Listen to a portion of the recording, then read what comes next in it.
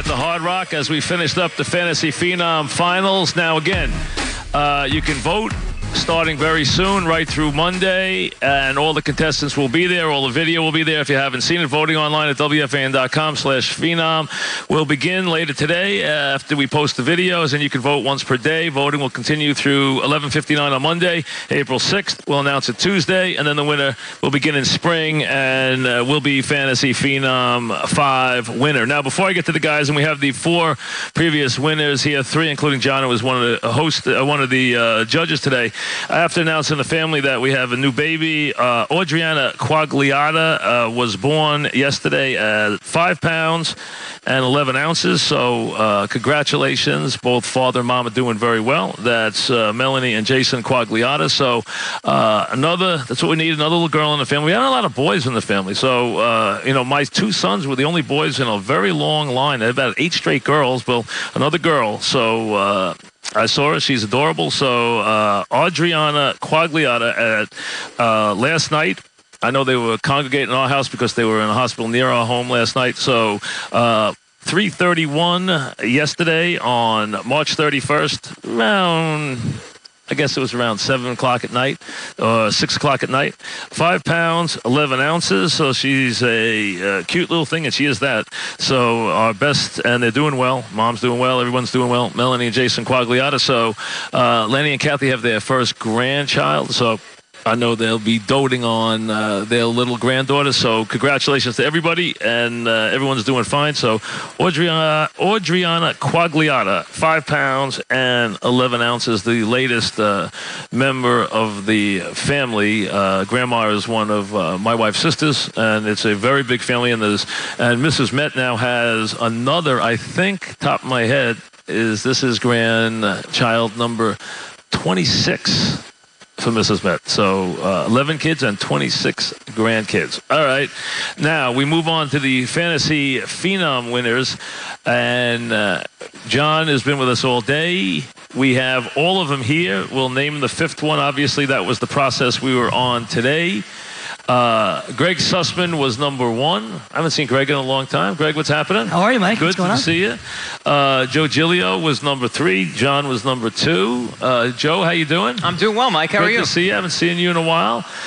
Dimitri Adratis, is that it? Adratis. Yep. Adratis. So Dimitri, I remember Dimitri. You did a good job last year. Dimitri, how's it been going? Let me start with you since you're the current guy. Now, we're a little late because we didn't do one last summer. They decided to do it and move it to the spring. So it's been a little more than a year since Dimitri won. How has your deal been, Dimitri? How's it been going? It worked out great for me. It gave me an extra 6 months on the air. So you've been on the air right through, right? Absolutely, on this Friday. And how's it been? It's been living the dream. It's tremendous. And grew up listening to you, grew up listening to the fans, so for me it's been amazing. All right, Greg, you were the first winner. How's it been for you? How's it been your time on the Fan, and then what you've been doing since? Oh, my time on the Fan was great. I was a judge for when Johnny was doing this, yeah. And then I stayed on the air. I did everything. I slept at the station one night because we had the hurricane, so that was fun. But it's been great. I went for WFAN. I do stuff at Sirius now. I host the fantasy show on the Fantasy Channel every Tuesday morning. I work for the Fantasy Sports Network, so I'm plugging away here. Good. And everyone is still connected. Does everyone still do stuff at the Fan? You do. John does. Do you still do some stuff on the Fan? Not right now. I'd love to, but not right now. I know that's still tough. I mean, it is hard with so many of the shows on all the time. So other than the summer, it's not too good. Joe, how about you? How have things been since you won? They're great. I loved my year here, and then I'm still around for the holidays this past year helping out, and I'm down at WIP in Philadelphia. I'm working there now. All right. How's that going? It's going well, and I'm also at NJ.com as a video host and a writer. Have you guys, has the podcast world been something you guys have been involved in? Is that something you guys start to get involved now, or has it been mostly strictly radio for you guys? Yeah, I do podcasts for NJ.com. You do? Yeah, daily one. So I think that's something that's going to keep happening. That's something that is going to get bigger. Yeah. There's no question about that. I actually podcast every day for the Fantasy Sports Network, Monday through Friday. It's actually on Cablevision, so you can hear my voice on TV. There's no camera, but yeah, I podcast every day. Oh, so the Fantasy Sports Network? Yep. Yeah. What channel is that? Where is it? It's on Cablevision. It's actually based in Toronto. They're looking for a studio here in New York, but and what do you do? What kind of stuff do you do? All fantasy sports. So like you analyze? So we analyze daily contests? Daily contests. We do seasonal contests. contest. We getting ready for baseball season, of course, so there's been a ton of fantasy baseball prep. What's bigger, baseball or football? Football. Is bigger than baseball? Yes. It's bigger in every way, but it's even bigger in fantasy. It's even bigger in fantasy because your average player will play fantasy football because you look at it once a week. Fantasy baseball, you need to look at it every day. You have to do it daily, right? You have to follow. If you're going to do it, you got to pretty much manage a team daily, right? Essentially, yes. So it's easier for people to follow. The common person that isn't a massive football fan or massive baseball fan, my girlfriend could play fantasy football and she doesn't really care. I'll start with you, John. And then I'll ask each of you the same question. How did winning, other than the obvious that you had a gig on Fan, how did it change your life? How did it change? Really, what was other than, of course, showing up once a week and doing a show, how did your life change? Life was the same in the sense that I've always been a big sports fan, Mike. So I've always been a guy watching games, doing this, doing that. But now it's a beautiful excuse where on a Friday or Saturday night, maybe I'm not going to some lame party or something going on because, hey, I'm working right now. I got to watch this game. I got to do that. I got to do that. On and on we go.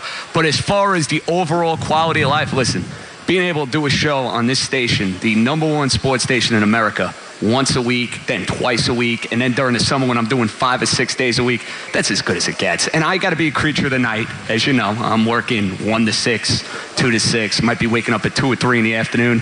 But to do what you love and to do it often, it's as good as it gets. Now, go ahead. We'll go this way. Joe, how did it change your life? It let me know exactly what I wanted to do. I always knew I wanted to work in or around sports, but I never knew radio was where I was going to land or do anything like that. And then the first time you get on the microphone, you start talking to people and they call in. Just that experience, you want to keep doing it. So to me, I almost became addicted to it right from the start. Dimitri? Hasn't really changed my life all that much in the sense that I'm a lot older than these guys, more established in a different career. So for me, it was just a chance to live a dream, have some fun. It's definitely a platform that's opened up a lot of doors for me. Is it something you want to do full time now, or are you going to stay in your other business? It's tough because you know what, economically it's tough. Economically, it doesn't pay the bills, right? It's tough to give up what I have and family and. So from that standpoint, it's going to be harder to do, right? It will be. Yeah, but you want to keep my toe in the water. Gotcha. So to speak. But so it's been fun. It's a blast. It still is a lot of fun. But in terms of moving forward, we'll see. Greg. For me, being the first winner, I always equated it to this is the American Idol of what I wanted to do. To be able to win this contest, to get on WFAN, as John said, the #1 sports station in America, it propelled me to be able to eventually get a credential to go to a Knicks game and meet people at Sirius and be like, hey, come do some stuff for us. And getting that chance and knowing how this now works and making it a goal to one day be back here, be behind the mic again. It just makes me more driven, I would say, and it makes me excited to come back to events like this and see what I am a part of, a small fraternity of 4 now, on Tuesday 5 guys, and it's just reiterated how passionate this job makes me and what I really want to do. And what you really want to do. Like, if I put you in, and I know Dimitri's situation is a little, are you the only one who's married, Dimitri? Anyone else married? No, I'm married. I just had a baby, too. Oh, you did? Congratulations. Thank you.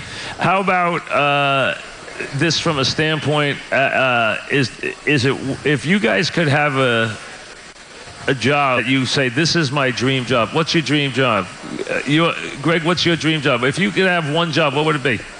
Your job? Mine? Okay. It's the complete truth. Your job. I understand that. I mean, listen, that's how I got. That's what I thought about before I got it. I thought it was a dream job, I said I'd stay 15 years. I'd stay, if they gave it to me, I've stayed a few more than that. So who knows?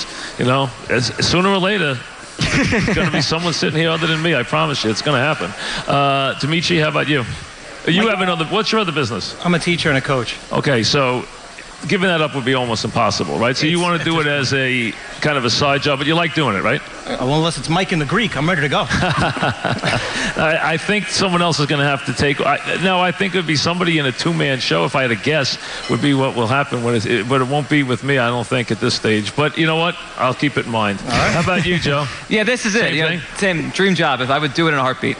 And I know you too, right? Same thing? No question. Hosting on this station 5 days a week, Mike. Does anybody work with a partner yet? Or, because most shows are 2-man, very few 1-man. It's a funny thing in the business, and I'll give it to someone who can go explore it. The business used to be 1-man shows when it really started, when it was a different job.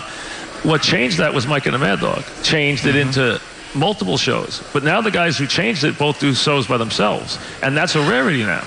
Because most shows now are people. 2 shows are multiple people. At least 2. Most shows are tandems. I mean, they really are. So if any of you guys worked with a partner yet? I've worked with a few partners, yeah. I've done a few with the network where I've worked with Maggie Gray. I've done a few shows with Evan. You find that harder or easier? Oh, it's different.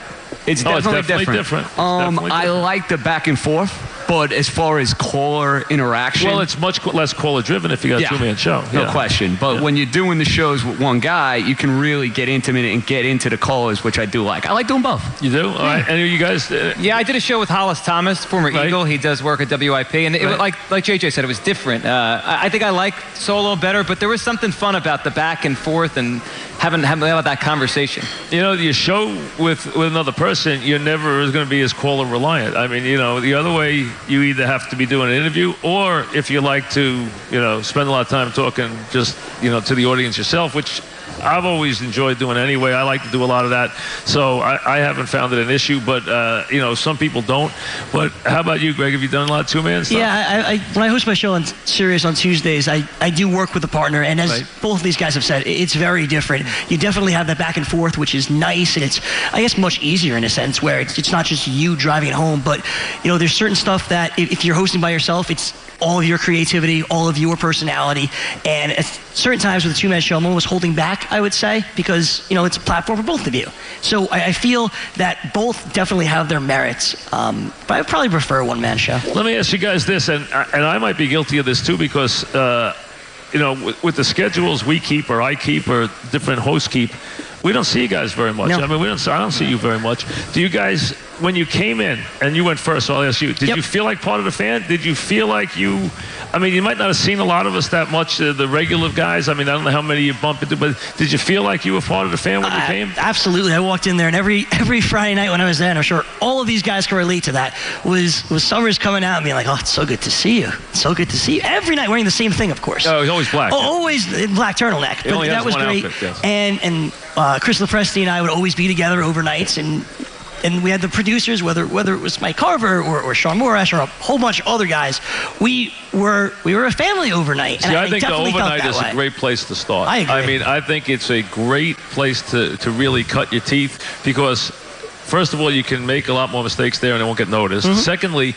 you can explore some stuff. You got a lot of time. You know, in the afternoon, you got a zillion different things you got to do, plus commercials, a lot of commercials. So, but I think it's a great way a great training ground. I think they should all work. And I didn't, because it just didn't work out that way. But I think that's the way it should work, because I think it's a very good positive. Did you, Dimitri, feel part of it when you shot up? Steve Summers made me feel a part of it. That's good, because that's the guy you guys bumped into, right? Yep. Yeah. So you saw Steve, right? Yeah. I mean, every Friday. I mean, every time you guys are on, most of the time you guys are on Friday night, right? Right. And he'd be the lead-in every time? Yep.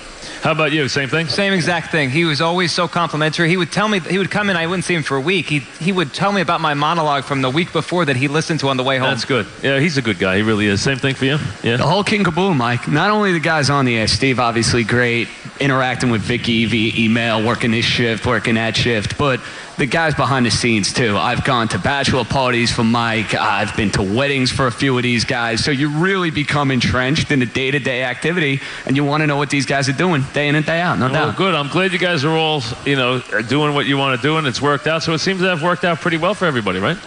Yeah, absolutely. That's good to hear. So I appreciate you guys coming down. We have Greg Sussman, who was number 1, who was the first one to win. John was second.